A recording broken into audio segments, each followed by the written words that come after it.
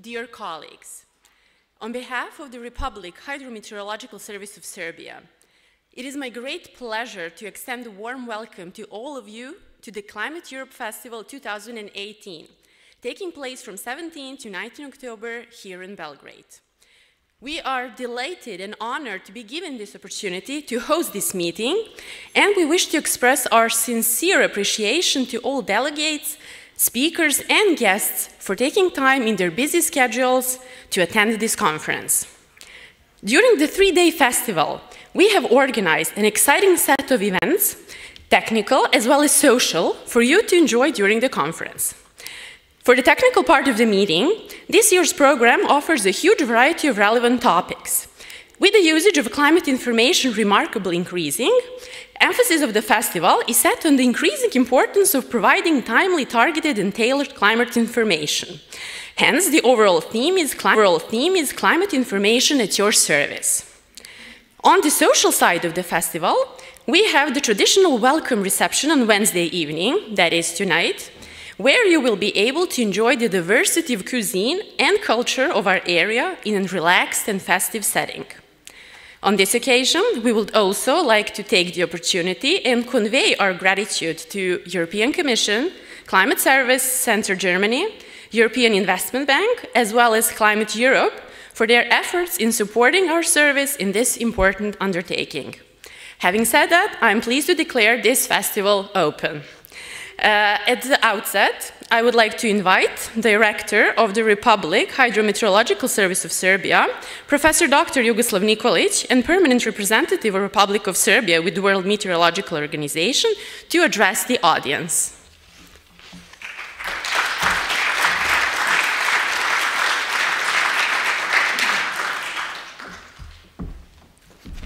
Thank you, Jovana.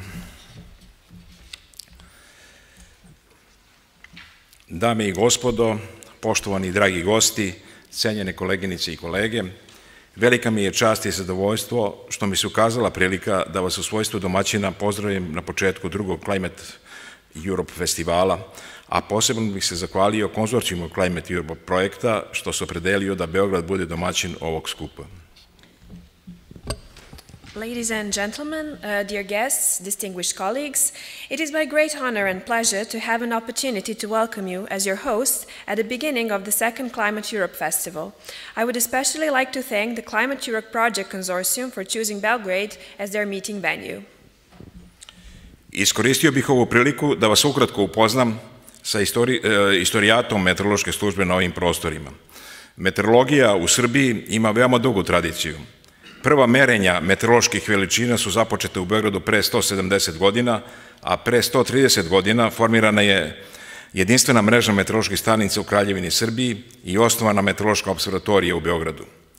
Hidrometeorološki zavod Narodne Republike Srbije započeo sa radom u drugoj polovini 1947. godine i do danas funkcioniše objedinjujući dve komplementarne struke, hidrologiju i meteorologiju, a među brojne značajne datume ubrojao bih i 10 godina od osnivanja podregionalnog centra za klimatske promene za jugoistočnu Evropu, Milutin Milanković, koji funkcioniše u sastavu Republičkog hidrometeorološkog zavoda Srbije.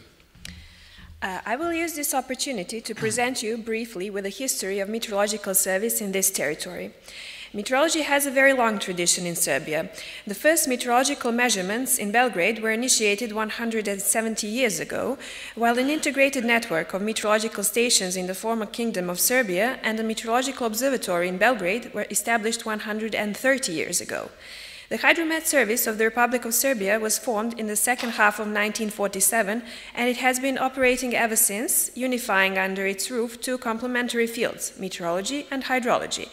Out of numerous important dates, I would also like to mention the 10th anniversary since the establishment of the sub-regional Southeast European Virtual Climate Change Center, Milutin Milanković, operating within our service.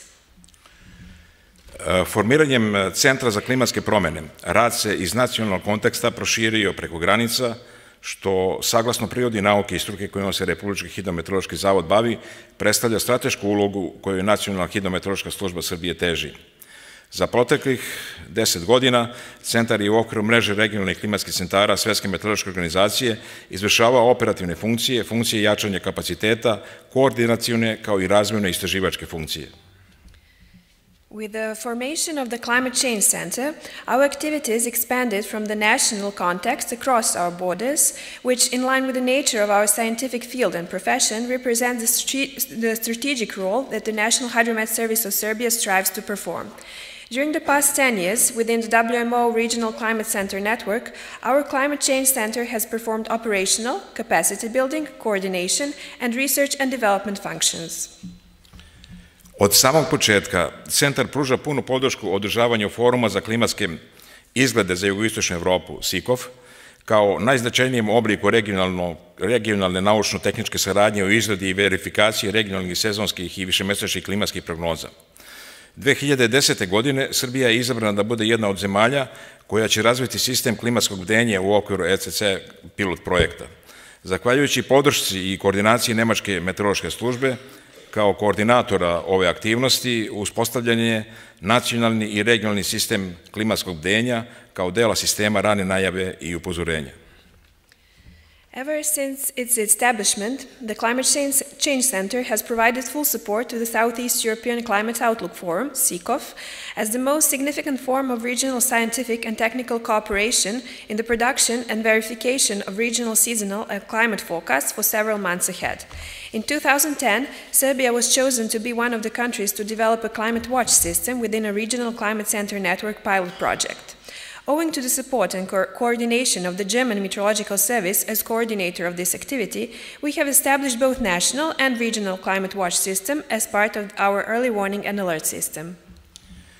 Prateći koncept Simlex Prediction Svetske meteorološke organizacije za razvoj numeričkog modeliranja, Republički hidrometeorološki zavod Srbije je tokom 2012. godine pokrenuo i inicijativu za unapređenje regionalne saradnje u oblasti numeričke prognoze vremena i numeričkog modeliranja kroz formiranje konzorcijuma za operativnu prognozu vremena za jugoistočnu Evropu pod nazivom SIKOP.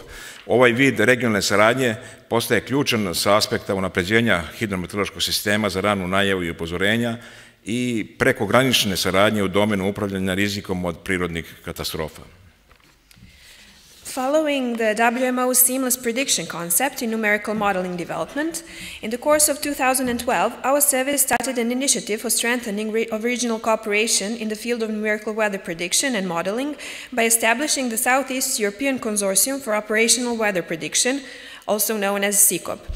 This form of regional cooperation has become essential in terms of development of the hydrometeorological early warning system and cross-border cooperation in the field of disaster risk management. Potrebe za unapređenjem prognoze vremena i klime i napori koje moramo uložiti u cilju adaptacije na klimatske promene leže upravo u činjenici da je u toku poslednjih decenija postalo sve evidentnije da i region jugoistočne Evrope pripada onim regionima u kojima klimatske varijacije i klimatske promene imaju veliki uticaj na životnu sredinu, privredu i stanovništvo. Područje Balkana i Južne Evrope je pod uticajem klimatskih uslova koji zbog sve učestalijih suša, poplava, toplotnih talasa i drugih klimatskih ekstrema povećavaju rizik hidrometeoroloških elementarnih nepogoda, što je naročito izraženo u toku poslednjih decenija.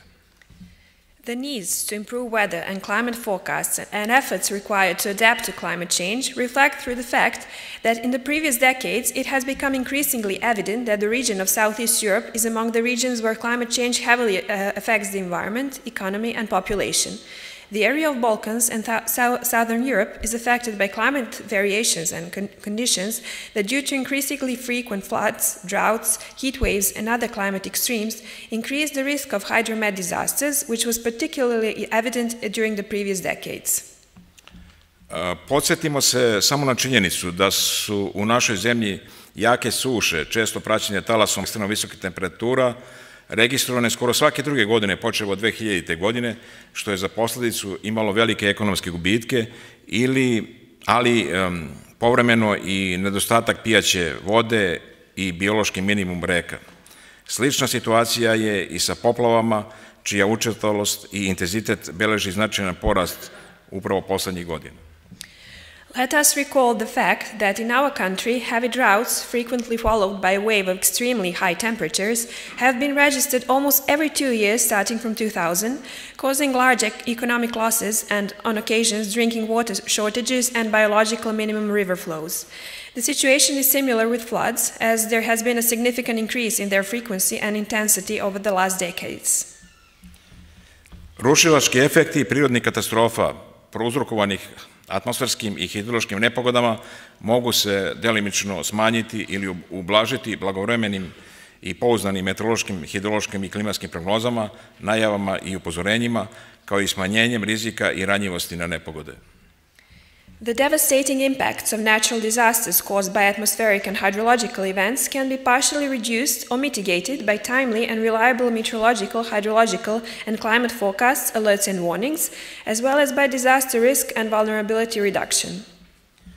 Jedan od odgovora meteorološke stručne javnosti na pomenute zahteve je svakako jačanje kapaciteta kroz učešće u naučno-istraživačkim projektima. Projekat Climateurope, koji se realizuje u sklopu okvirnog programa Evropske komisije za istraživanje i inovacije Horizon 2020, je okvir za današnji klimatski festival. Posebno mi je zadovoljstvo da napomenem da Republički hidrometeorološki zavod u okviru ovog projekta ima aktivnu ulogu u procjeni i usklađivanju novih zahteva za klimatskim uslugama sa mogućnostima najnovijih modela klimatskog sistema Zemlje. One of the answers of the professional meteorological community to these challenges is, without a doubt, capacity strengthening through participation in scientific and research projects. The Climateurope project, implemented within the European Commission Framework Programme for Research and Innovation, Horizon 2020, provides a background for today's climate festival. I'm particularly pleased to mention that Republic Hydromet Service of Serbia plays an active role in this project in terms of assessing and harmonizing new climate services requirements with features offered by state-of-the-art Earth climate system models. Nadam se da ćete tokom festivala kroz razmenu iskustva i kroz konstruktivne dijaloge unaprediti dalju saradnju i obogatiti neophodna znanja koja će pomoći u donošenju odluka i određivanju odgovarajuće politike u cilju boljeg upravljanja klimatski povezanim rizicima i mogućnostima. I hope that through the exchange of experiences and constructive dialogue during the festival, it would further develop cooperation and enrich the knowledge necessary for better decision-making and adoption of appropriate policies in order to improve the management of climate-related risks and possibilities. Na kraju želim da vam poželim uspešan boravak u Beogradu i zahvaljujem se na strpljenju. And finally, I would like to wish you a pleasant stay here in Belgrade and thank you for your patience.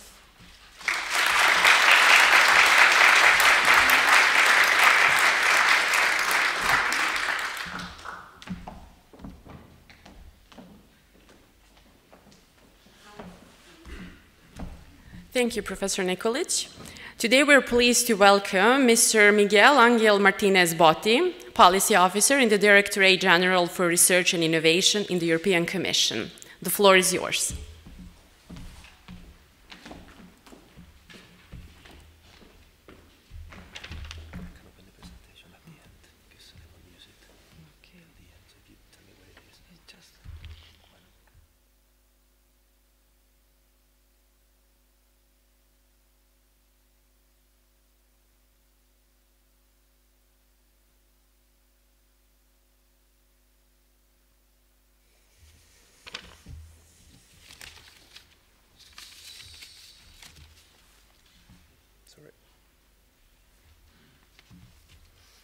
Good morning, everyone. It's a pleasure to be here today with all of you in this beautiful country, city, and this beautiful venue. Thank you very much to the Hydromet Service of Serbia for hosting us here. As someone who used to do research in paleoclimate, which is the study of the climate of the Earth in the geological past, hearing the name of Milutin Milankovic is really, it brings really nice memories. Seeing his face on the 2000 dinner note, I think it's really cool. During the first edition of the festival, we took the climate services community to the south of Europe, to Valencia, and the Commission is very pleased that we've taken this second edition to the east of Europe. So thanks again for bringing us here. It was only 1.5 years ago that we were in Valencia for the first edition of the Climateurope Festival. I'm sorry I wasn't there. And in fact, it took place less than 200 kilometers from my hometown. But my colleagues told me that it had a great atmosphere. There were lots of interesting discussions, and that it was and debates, and it was a very successful experience. So if we look at the agenda and participant lists for the second edition, I'm sure there are the ingredients required for having a second edition that is at least as successful as the first one.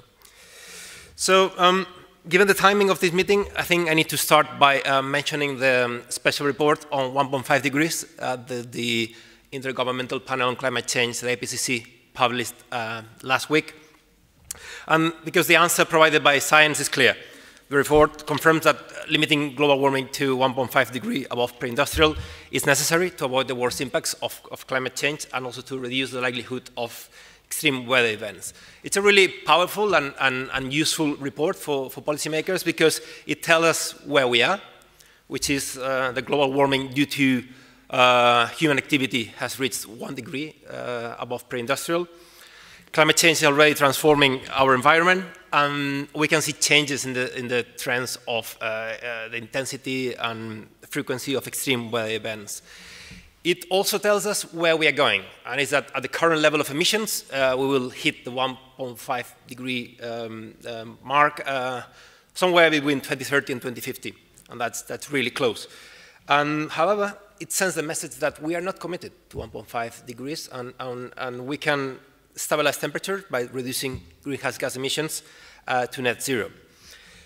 Also, the report tells us that there are robust differences between the impacts due to climate change between 1 and 1.5 degrees C, and certainly between 1.5 and 2 degrees, in terms of temperatures, precipitation, extreme events, sea levels, biodiversity, ecosystems, oceans, health, food security, livelihoods, to name a few.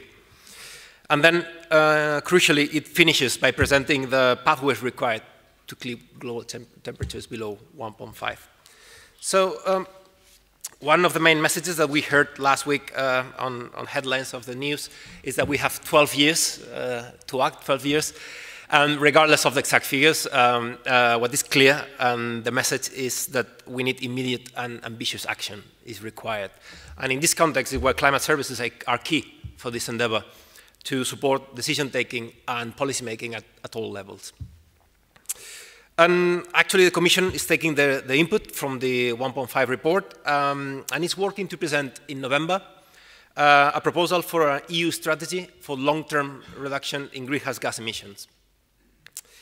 This strategy will be a comprehensive vision for the modernization of the EU economy, industries, and financial sector. And the EU will work to reduce the greenhouse gas emissions in line with the Paris Agreement temperature goals, and to make our economy more modern, innovative, competitive, and resilient. So the Commission is planning to present its ideas in November, ahead of the UNFCCC COP24 meeting in Katowice in Poland in December. So research and innovation will play a crucial role in our efforts to tackle climate change, and the EU will continue to lead in that domain. So actually, the Commission has put climate at the heart of its proposal for Horizon Europe, the new research and innovation program. The Commission is proposing to invest 35% of the program, with its 100 billion euros budget, to climate objectives through the development of innovative and cost-effective zero-carbon solutions. Amongst other features, the Horizon Europe will support breakthrough innovation through the European Innovation Council and create more impact through missions and citizens' engagement. The new program will be implemented through 3 pillars. Pillar 1, called Open Science, will drive Europe's scientific excellence through the European Research Council and the Marie Skłodowska-Curie actions. Pillar 2, Global Challenges and Industrial Competitiveness, Here we found the 5 clusters, and the most relevant perhaps for the audience today is cluster 4, where we find climate, energy, and mobility. But certainly climate change is a horizontal issue. So other clusters will have to take this into consideration, clusters dealing with industry, with food, with natural resources. And finally, pillar 3 will deal with open innovation, featuring the EIC, the European Innovation Council, but also the European Institute of Innovation and Technology. And to finish, I would like to miss this opportunity to talk about ECHA, a key event in next year's calendar. I'm just going to open the slide.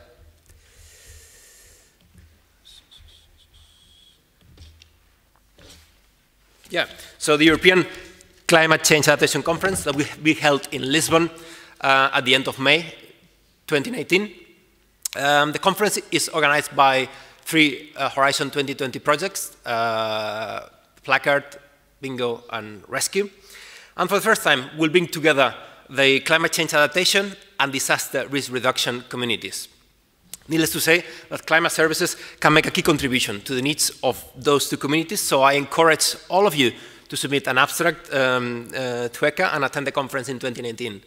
For those of you who have already submitted the abstract, well done. For those of you who haven't, I just wanted to let you know that the deadline for abstract submission has been extended to the end of the month, so you still have time.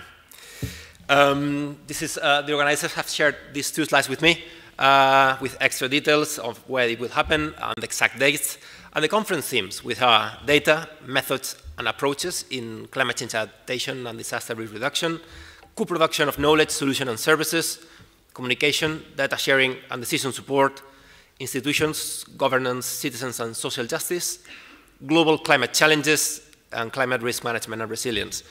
A lot of them, I'm sure, resonate with you and with this community. Some practicalities, closing at the end of the month, abstract notification in December, and then you have here the registration details. And I know people in the audience are involved in the organization, so feel free to speak with them or with me about this. And this is all from me at this opening. Thanks again to the hosts and organizers, and I wish you all a very successful and productive meeting. Thank you.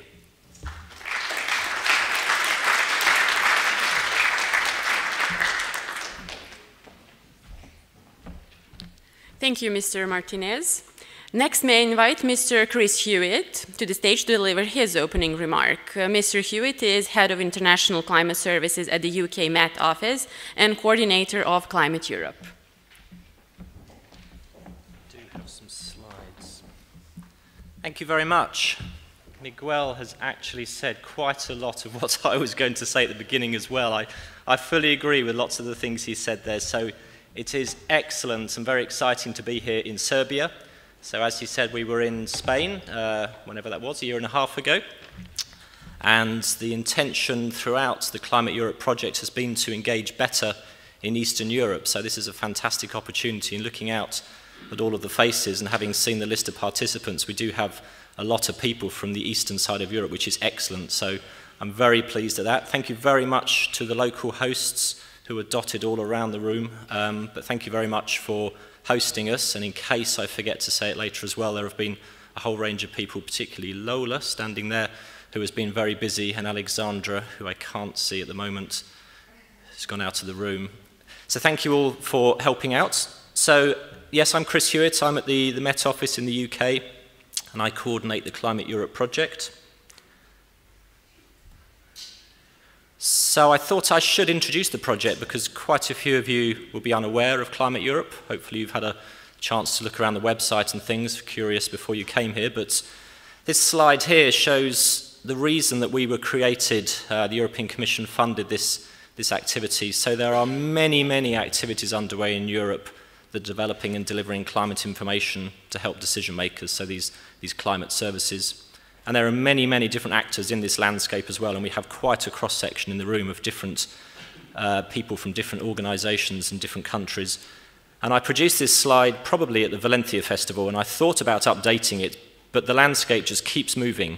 So apologies to those projects at the bottom there. There weren't logos available when I last produced this, and I thought I could start to do it, but even if I did this now, within a month or two, this slide would probably be out of date. And that's part of the point. This landscape keeps evolving.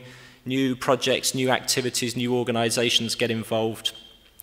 And so that is, I guess, the reason that we were essentially created a few years ago. So Climate Europe, it's a Horizon 2020 coordination and support action.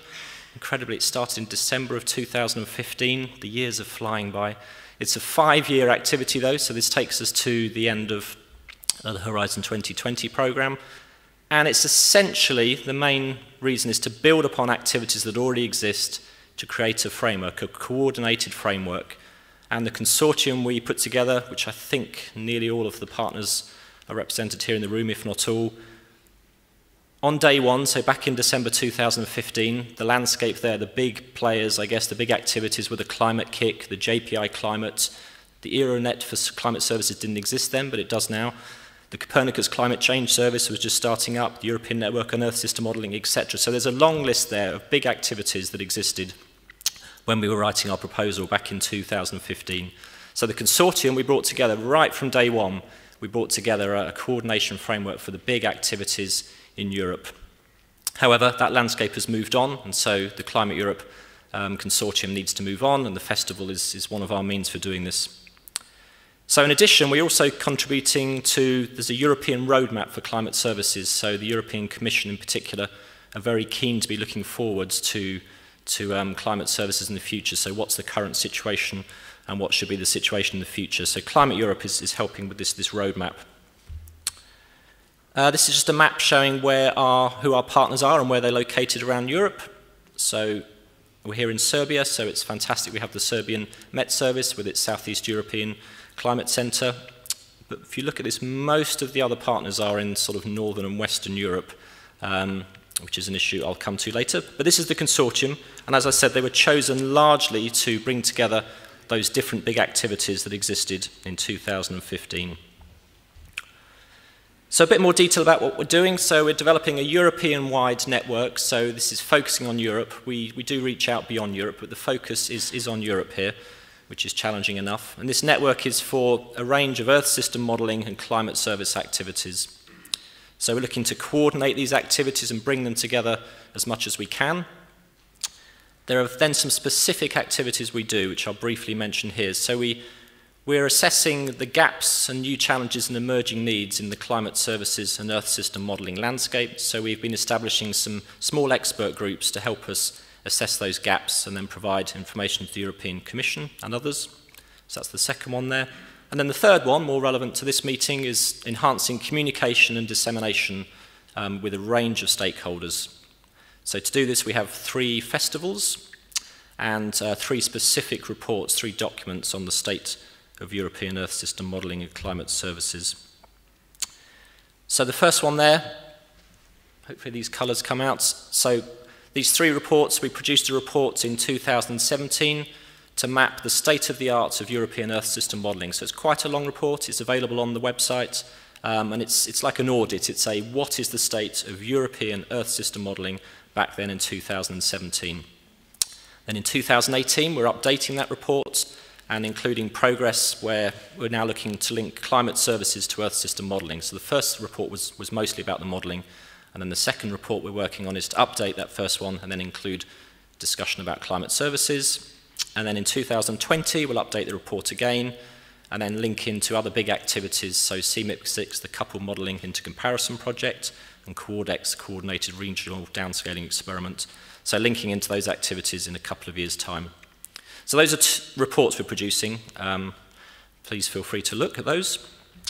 We do those through this second box here, forward-looking recommendations. So we have these expert groups to assess new challenges and emerging needs and to make recommendations on future research needs. So these recommendations are mostly for the European Commission, but other organisations find these recommendations useful as well. So these reports and recommendations will be publicly available. But more relevant to this meeting, so we have festivals. So we have 3 festivals over the 5 years. So the first one, 2017, this current one, and then we'll plan another one towards the end of Climate Europe, so at some point in 2020. and we haven't quite decided when or where that will be. And Lola said last night over dinner, oh, can we just do this one first? But we need to start thinking ahead. Straight after this, we need to think about that final one. Will it be a big, huge event? Will it be this sort of size event? And so it'll be interesting, excuse me, to hear feedback from you all during the course of the next 3 days as to what works well here, what doesn't work well. And we learnt a lot from the first festival in Valencia, so hopefully we'll be making progress here. So these festivals have several aims. Facilitate networking. So this building is fantastic for networking by the look of it. There are multiple zones, stations, places where people can do whatever way they want to do the networking, one-on-one groups. The program has various activities deliberately to help with the networking, but I think this building is going to be absolutely fantastic for the networking, so well done to Alexandra and the others who chose this building, Paula and Natalie and Lola. This is excellent.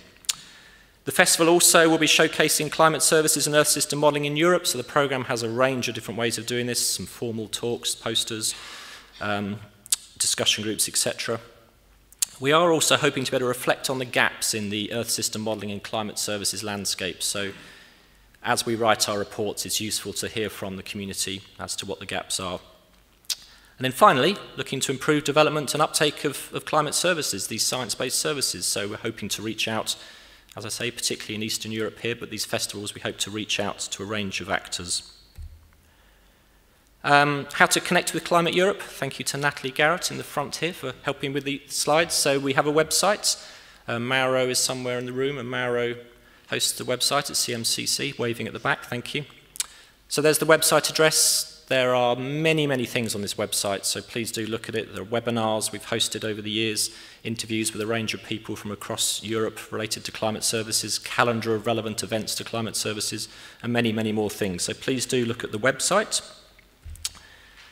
We're very active, or others, not myself. I'm not very active on social media, but we are very active on social media. So you can connect on social media. We have at least 1,370 followers. I guess that number goes up on a weekly basis, but at least 1,370 followers on Twitter, and tweet about the festival using the hashtag ClimateEU18. That's also at the top left of each of these slides. We're on LinkedIn, so we have 135 members on the LinkedIn group. I presume we're going to make these slides available after the festival, so there's the link if people want to connect on LinkedIn. And we have a web-based Climate Europe network platform. So this is for the network members, and we have 180 people using this web platform. Anyone who joins the Climate Europe network has an invitation to join this, and this can be used for networking, discussions, sharing funding opportunities, etc.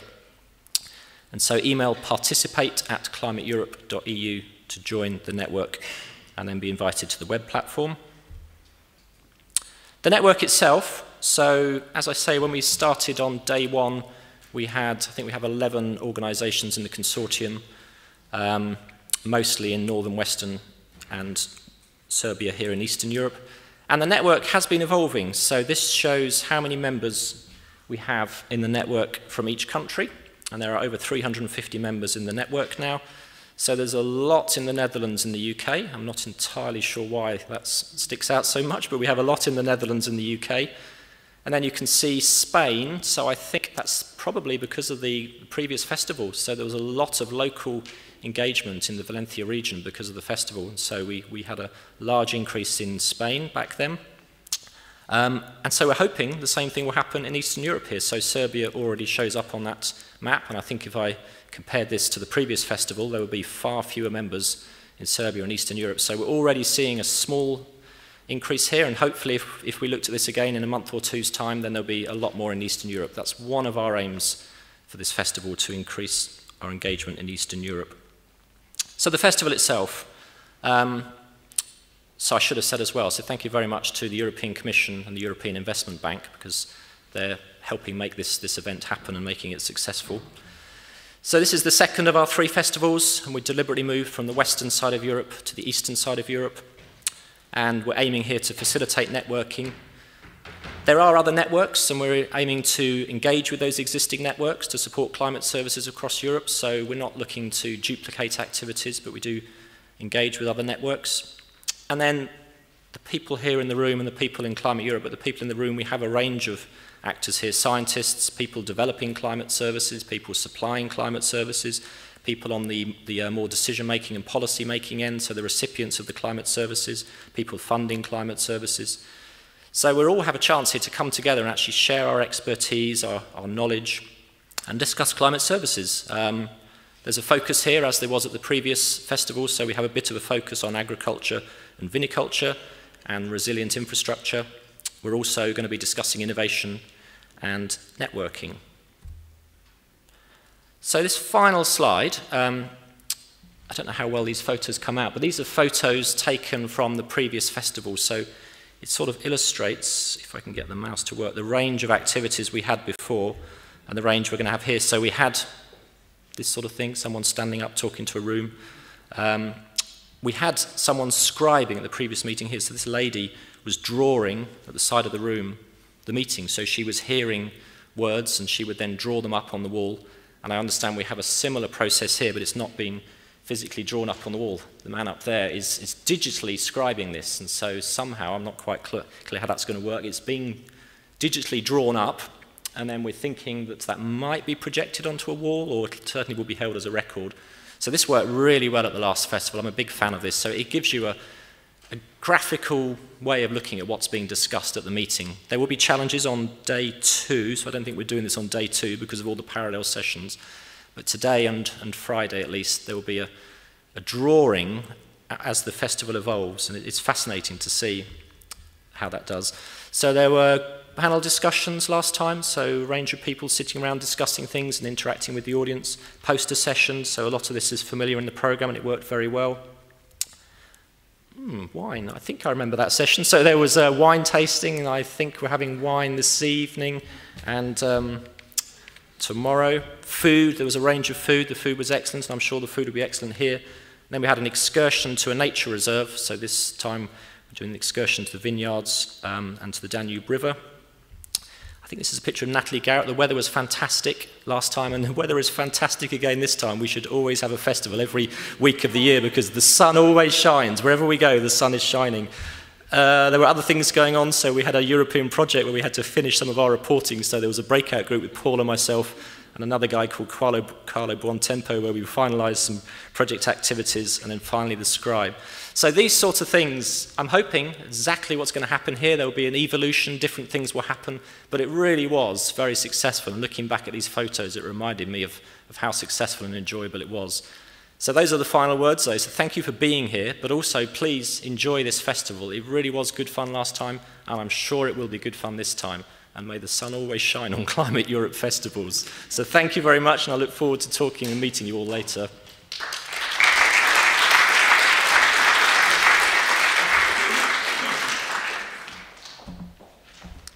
Thank you, Mr. Hewitt, for your welcome address. In the second session, as our first keynote speaker, I would like to introduce Mr. Rasmus Lauridsen, Senior Climate Change Specialist in Environmental, Climate and Social Office from the European Investment Bank. Morning. Well, while we're trying to find our slides, obviously great thanks to the Hydromet Service of Serbia, the European Commission, Climate Europe, particularly Lola, that we worked with as a sponsor of this event. And I was just informed that this magnificent building was actually financed, partly rehabilitated with EIB funds, so we try to support as much as we can. I'm going to give you a little breakdown of EIB, what we're doing in climate services, and particularly how financial institutions can interact with climate service providers, climate scientists, and how we can break that mold and create a market where we really can connect the services, the knowledge, in order to address many of the issues that were outlined in the IPCC report that requires urgent, and particularly adaptation, which is my area where I work mostly. So, here we go.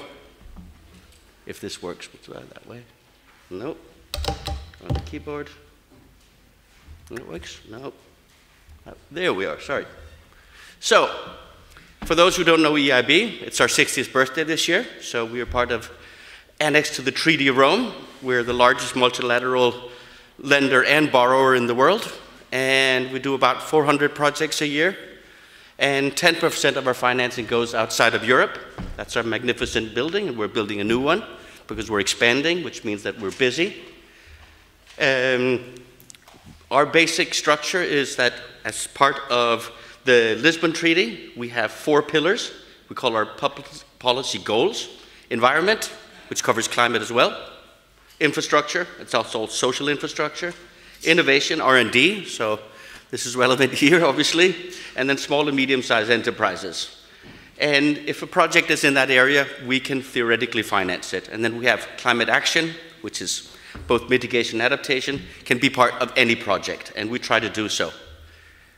So, 2017, 28% of all our financing was climate action, and we have a target of 25, so we did very well.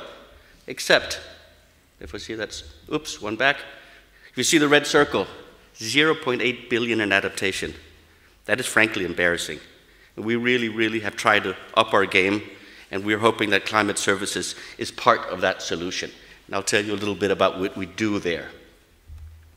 So just a little bit about the bank, so you can see what we do. We're going to share these slides later, but as you can see, we are in climate. We're engaged in a huge amount of sectors, from wastewater, forestry, transport, R&D, and that our volumes are still very large. And I'm happy to say that by 2020, we will be ramping up our financing outside of Europe in developing countries to 35% of our portfolio.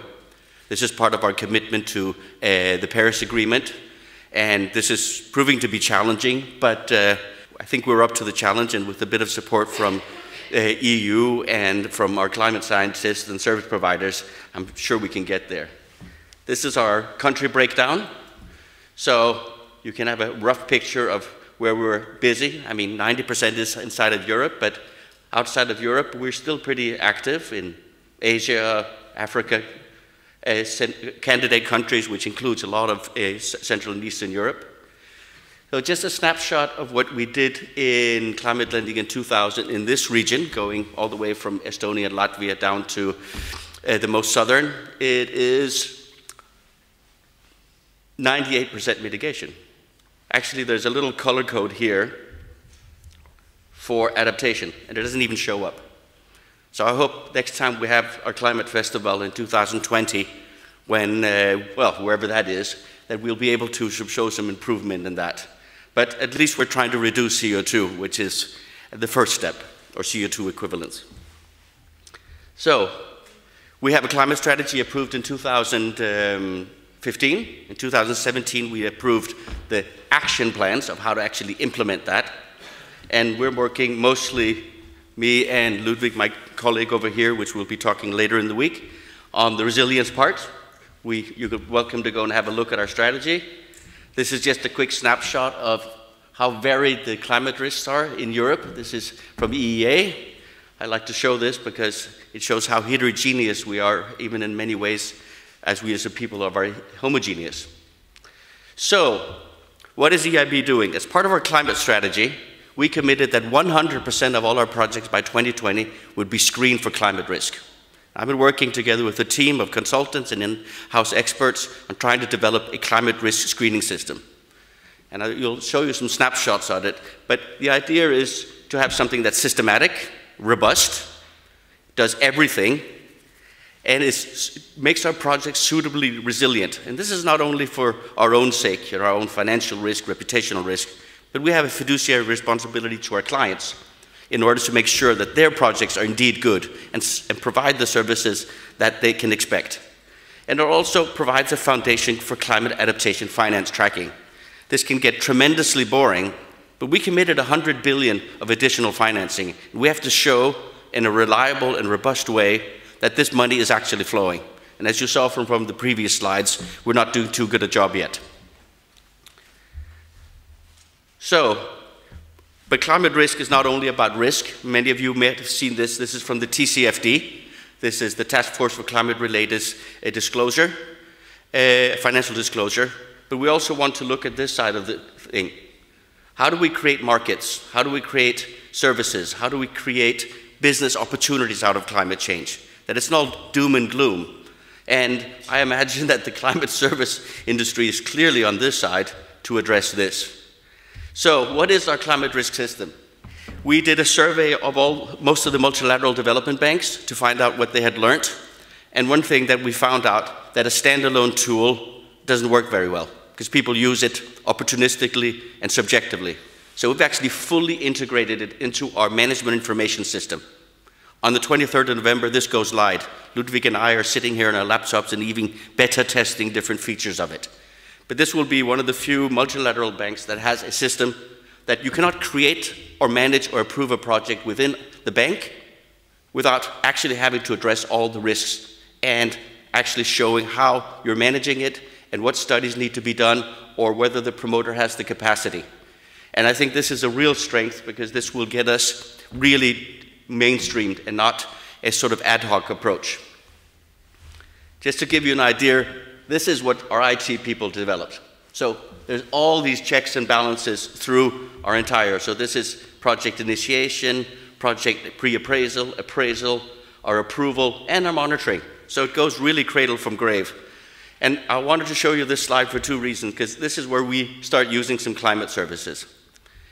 At the very early stage, before our loan officer really knows the project, he will, or she, will click on the country, the sector, and the subsector. So Serbia, water, wastewater. And using sector sensitivities, which comes from the climate service and climate science, this is what sectors are sensitive, and the capacity of the promoter. How many of you know about the ND GAIN project? Okay, you should Google ND GAIN. It's really interesting. It's ND stands for Notre Dame University, and it's a compound index, which I'll show here on the next slide. It's a compound index of the risks that a country has and the capacity that the promoter has in that country, and combined. So if you might have a high-risk project in Holland, but the Dutch authorities are very strong, so your risk is low, or you might have a medium-risk sector in a country with very low. If we change the country from Serbia to Burkina Faso, your sensitivity changes. This is a very, very crude mechanism, but it's an early warning system because we know from adaptation how incredibly important it is to address your risks and start the dialogue at a very early stage. Let me just go back to this slide. We then, at a stage here, use a better tool, a real tool. And this is pure climate services. Some of you, most of you, have probably heard of the AWARE tool from Acclimatize. Anybody know that tool? Okay, it's worth testing for fun because it's very interesting. It is location specific, so you click on your sector again, and then it runs 20+ models and tells you what are your likely hazards in a very, very easy, usable way. But I'm going to help you a little bit by showing you what such a project could look like. This is a project in Egypt, I think it is. It's at least down there. And here you have your little risk triangle, risk spider, and it tells you you have high risk for wind increases and for water availability. Therefore, you can already start a dialogue with your client. You can already start thinking about, is that project resilient to those risks? The problem for us in climate service is what's afterwards. My engineer will say, that's all very good, your floods, but how much higher does my dike have to be? What should the diameter of my tubing in my sewage system be? We haven't answered that yet, and this is where our plea to the climate service industry is, how do we develop something like that together? We've created a guideline, so at least you know how to do a CRVA. If you don't know this, it's a collaborative between my favorite acronym, the EFIWAC, EU Financial Institutions Working Group to Adaptation and Climate Change, and our roughly 20 major consultancies who jointly developed this report, and you can have the link down there. It's on most of these institutions' homepages. It's a very simple 4- or 6-page guideline of basic principles. So, translating climate science to non-scientists. And when I'm talking non-scientists, I'm talking us, the bankers. We are pretty ignorant, unfortunately. We, think a lot about doing the next deal. So this, when we presented with this, and this, we get this. Okay, we really sit there and say, and now what? And I think one of my colleagues, which unfortunately couldn't be here from Jasper's, Sarah Duff, referred to it as the geek-to-geek problem. Scientists making tools and reports, that only other scientists could understand. But we know also that we need to actually finance some of these projects. We need to make them more resilient. So I'm hoping that this workshop can help us do this by working between the bankers.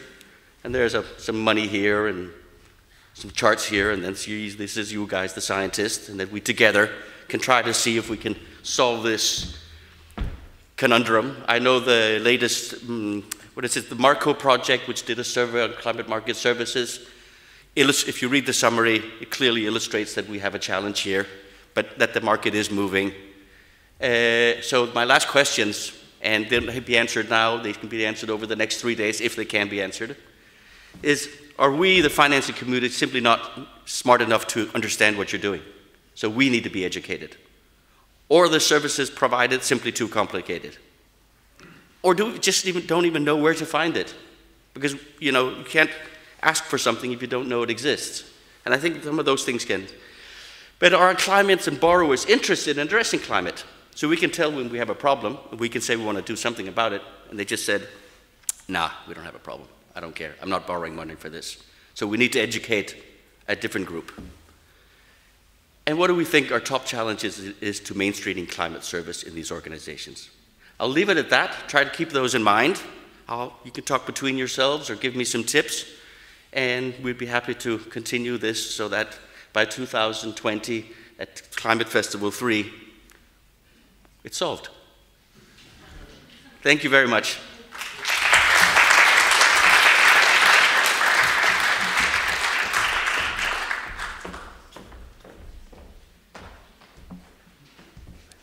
Thank you, Mr. Lauridsen. Our next keynote speaker, Ms. Daniela Jakob, Director of Climate Service Center Germany, was unfortunately unable to attend the meeting due to her prior commitment. However, we will try to get in touch with her on Skype, hopefully succeed. So she will join us shortly. Ja, warte Sekunde. Ja, genau. Ja. Ja, hallo. Hi. Good. Hi. Hello.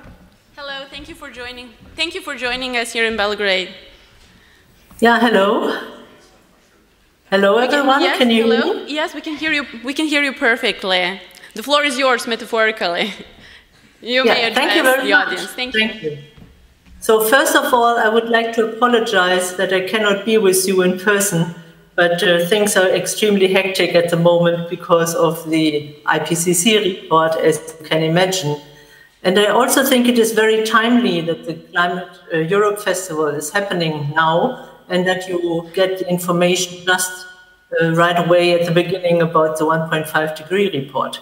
So I thank you very much for the invitation, and I wish you a lot of interesting discussions, not only about the 1.5 degree world in which we are looking forward to, but also about the needed climate services and the interaction with society.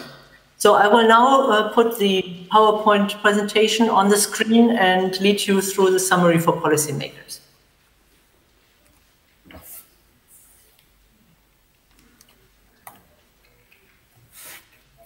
First of all, I would like to give you the 4 key messages which the IPCC has drawn out of the summary for policymakers. Let me say first that climate change is already affecting people, ecosystems, and livelihood all around the world, everywhere, all around the world. Limiting warming to 1.5 degrees is not impossible. Saying it is possible, but it would require unprecedented transitions in all aspects of society, and I will come back to this. There are clear benefits to keeping warming to 1.5 degrees compared to 2 degrees or higher. Every bit of warming matters. Limiting warming to 1.5 can go hand in hand with achieving other world goals, such as achieving sustainable development and eradicating poverty. So before we now go to the findings to the report, I'd like to show you the cover page. So this is the title, the cover page. And when you have time to look at the chapters, the whole report, you will recognize that this is an artist-created piece which is made out of a figure in the summary for policymakers.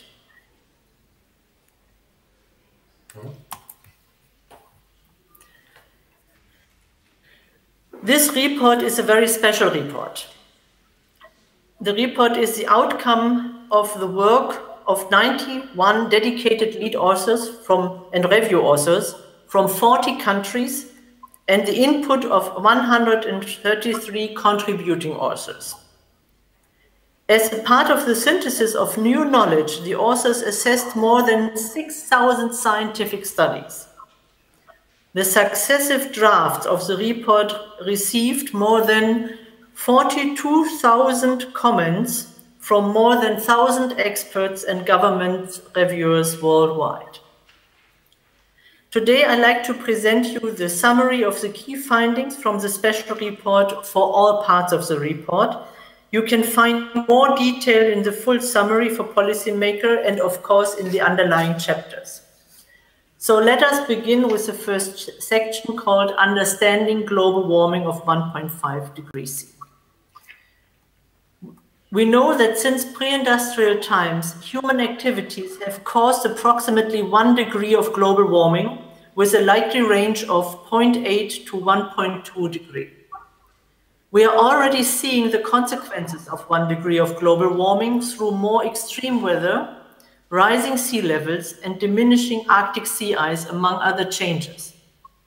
If the world continues to warm at its current rate, global temperature is likely to reach 1.5 degrees C between 2030 and 2052. Though past emissions from pre-industrial times to the present will continue to cause changes in the climate system, the past emissions alone are unlikely to cause global warming of 1.5 degrees C. Moving to the second section of the summary for policymaker, which deals with projected climate change, potential impacts, and associated risks. Models project robust differences in climate between present day and global warming of 1.5 and between 1.5 and 2 degrees. Every bit of extra warming makes a difference, and that's very clear from the underlying literature.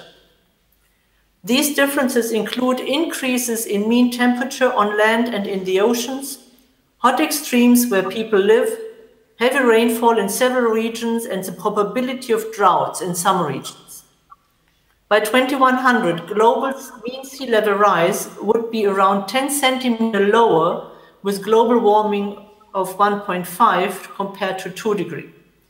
This would mean up to 10 million fewer people exposed to risks of rising seas.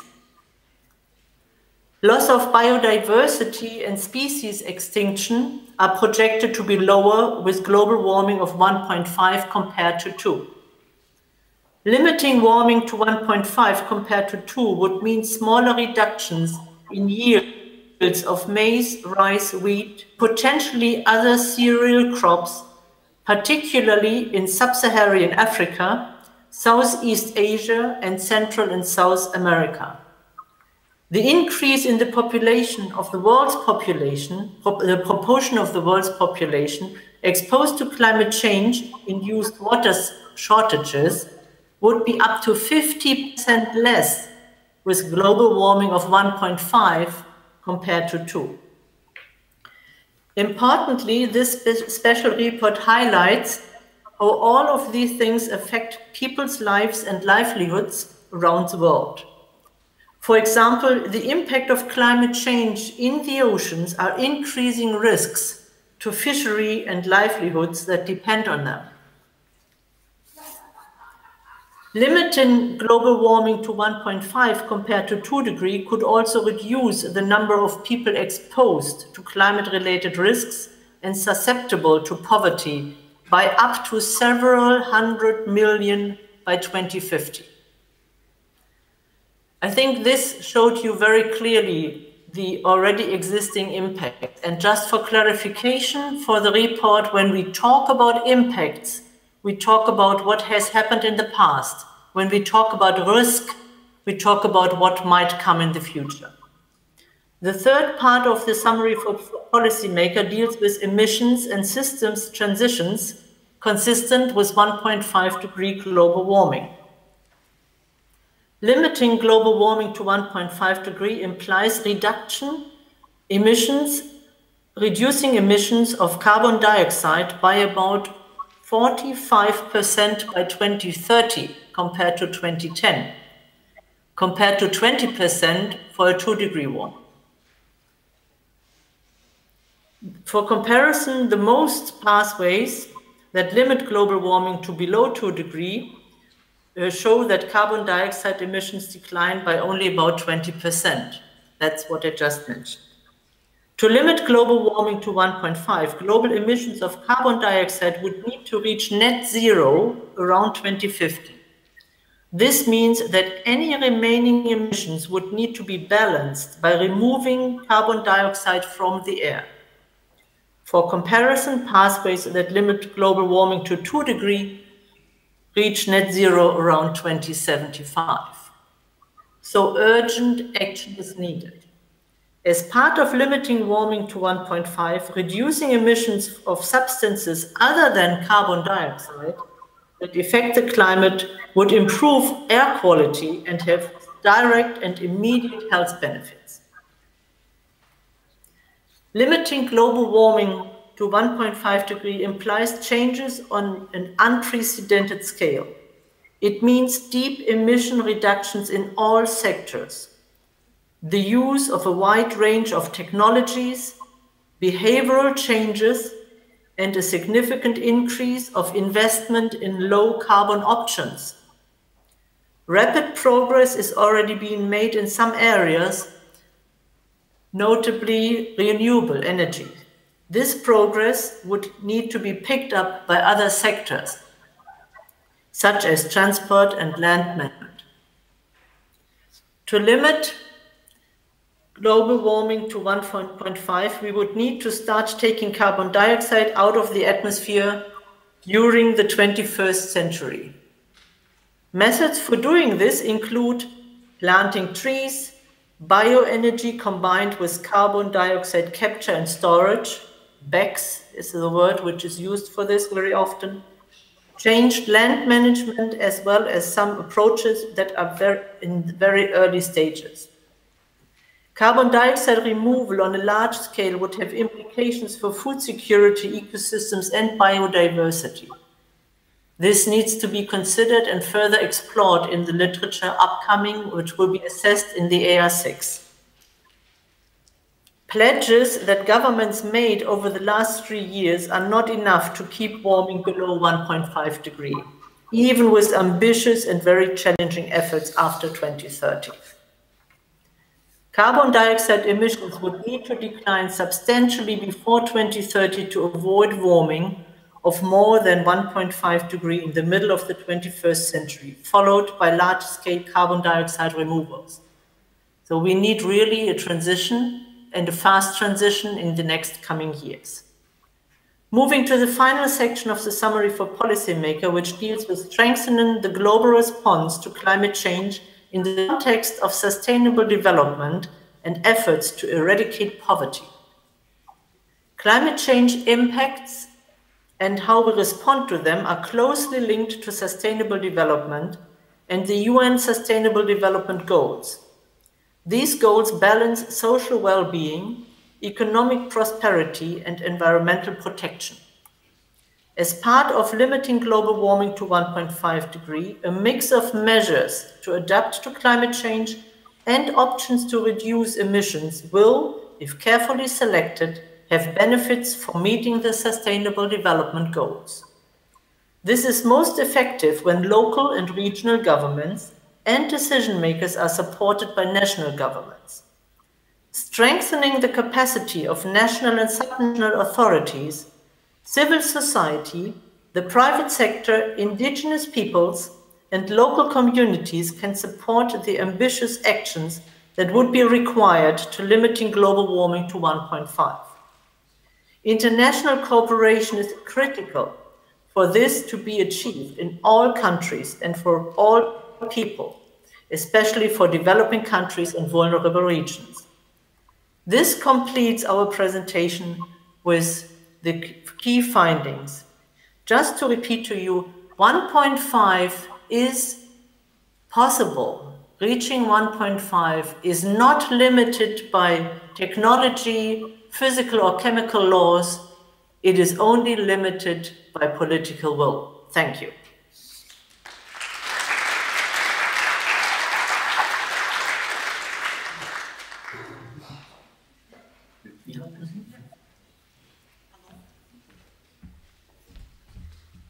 Hello? Hello? Do you have questions? But I think you cannot hear us anymore. Can you hear us? No. No. Okay, ciao. I can hear you, Lola. I can see you. Okay. Do you have some one urgent or two urgent questions on the IPCC report? Not yet, but maybe later. No. Okay, have a nice trip and yeah. Have a very good conference, a very good meeting, and send me an email if you have questions, or send it to Lola. Bye-bye. Thanks a lot. Bye-bye. Thank you.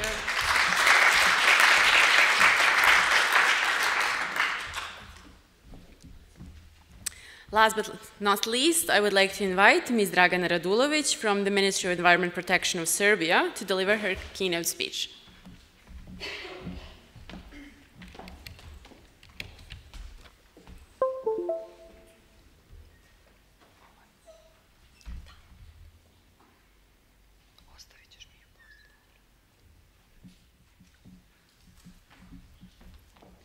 Thank you. Good day to all. My name is Dragana Radulovic. I am head of the Group for Mitigation in the Ministry of Environmental Protection of the Republic of Serbia.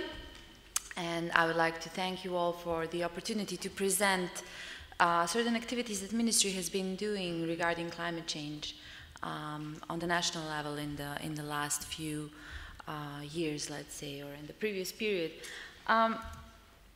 First of all, we are all aware of the devastating consequences that climate change has had in Serbia.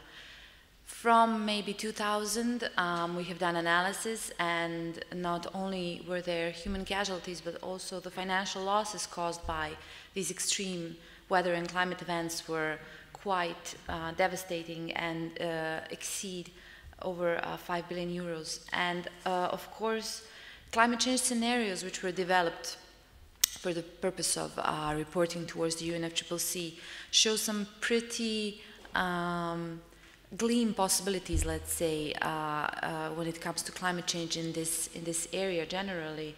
And many sectors in Serbia will be vulnerable to these changing of the climate, which mainly manifests through these extreme weather events, which we are really prone to, as the models have shown.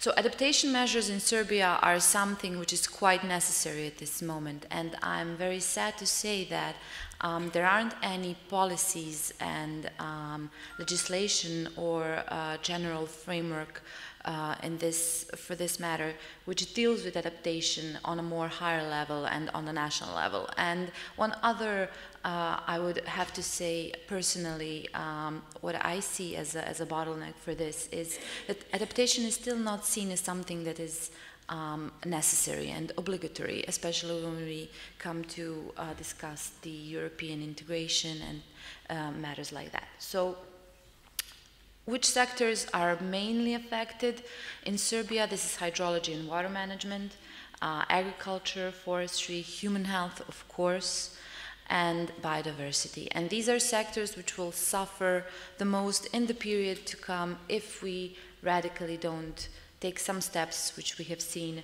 are inevitable. All of this information and data is available, of course, and it's official, and it's available within the second national communication to the UNFCCC of the Republic of Serbia. Of course, on the other hand, when we speak about adaptation, we mustn't regard mitigation, and Serbia, it does emit greenhouse gases. 80% of those come from the energy sectors, which is the main emitter and the main source of GHG, mainly due to burning of the fossil fuels or lignite, which is our own national coal. So we do have let's say, taking over certain commitments to reduce our greenhouse gas emissions in accordance with the Paris Agreement, or in the eve or in the light of the adoption of the Paris Agreement. And we have submitted our INDCs, which are now currently about to be revised, committing to 9.8% in 2030 compared to 1990 levels. Of course, I put here a little bracket saying same place, different time altogether, because 1990 Serbia and 2018 or 2030 Serbia are three completely different contexts, even though it takes all place at the same geographical area. So, as I said, energy is the largest emitting sector, and within the sector, transportation also comes up. And what our preliminary analysis done for the purpose of developing the climate change strategy have shown is that transportation emissions have a trend of increase. So, considering the fact that we are a developing country and our GDP and GHG emissions are hard to decouple at this particular moment, even though this is something that the European Union is really insisting of, I think for the developing countries, decoupling GHG growth from GDP growth will be a key challenge. So agriculture is also one of the large emitters in Serbia. Not only is it a vulnerable sector, not only does it emit GHG, but also we are proud to say that we are, as you all know, an agricultural country. So this is a sector which really needs a key focus on, and it's not let's say accidental, and it's a very good thing that the focal point for Green Climate Fund is actually situated in the Ministry of Agriculture. So, of course, we have waste management and industry as other important emitters, and mitigation measures in these sectors are necessary on the national level. Some of these will be driven by legislation and then dealt with on the market level and thanks to market measures. But some of them will be, of course, have to be sector-based and mostly top-down, let's say, approach for these measures. So how does Serbia deal with climate change on an institutional level? So as I mentioned, Ministry of Environmental Protection is in charge of climate change issues on the national level. Some competences are shared with other ministries, mainly mining and energy, which also has a unit that deals with climate change. And as I said, the Ministry of Agriculture, Forestry and Water Management has been a focal point for the GCF, as well as SEPA, Serbian Environmental Protection Agency, which holds certain responsibilities and obligations in the field of climate change on the national level. The focal point for the UNFCCC is also situated in the Ministry of Environmental Protection, and we are key negotiator for Chapter 27, Environment and Climate Change, where we also have shared competences with other institutions. Of course, nothing would be possible without, I mean, if it was only dealt with on the governmental level, and in this sense, other stakeholders are extremely important, and building connections and nurturing relations with the stakeholders is very important in successfully dealing with climate change on the national level from our perspective. So mainly civil society organizations, and here a great cooperation with non-governmental organizations is key. Also with the academia, and we mustn't forget the business sector and then industry and local communities and such. When it comes to legislation and strategic framework, currently drafting of the law on climate change is ongoing. This is a process that has taken some time, but we really want to deliver a high quality piece of legislation which will basically transpose all of the necessary EU climate acquis, which is let's say not a benchmark, but certainly very important in the process of negotiation and our smooth entrance, let's say, or smooth as possible when it comes to the field of climate change into the EU. As requested by a piece of EU acquis called the MMR, climate change strategy with action plan is ongoing, its development is ongoing rather. And this is a document we are especially proud of, not only because it is developed using techniques and models and software which the European Commission uses for its purposes, but also that it's a pioneering exercise in engaging stakeholders in developing the vision for low carbon Serbia in the year 2050, let's say. So, and steps to get there. So what is actually ensuing is a process of stakeholder driven scenarios development, and this is something that is really, I think, a pioneering step on the behalf of the ministry, that it really expands its scope outside of the working group, outside of the standard and usual means of communication with the stakeholders. Also, as one of the activities and obligations we have towards not only the EU but towards the international community, we have started the development of our third national communication and second biennial update report. This is something briefly what's been going on the national level, and when it comes to government, what's government been up to in the field of climate change.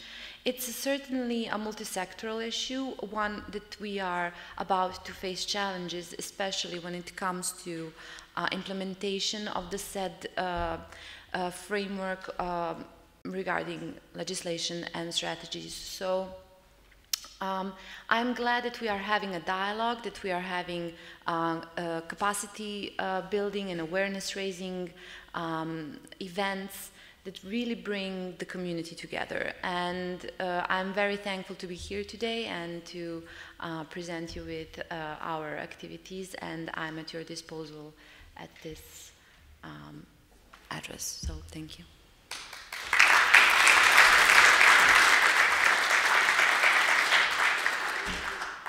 Thank you, Ms. Radulovic. Now I would like to invite everyone on another stage, outdoors, for a half-an-hour coffee break. Thank you.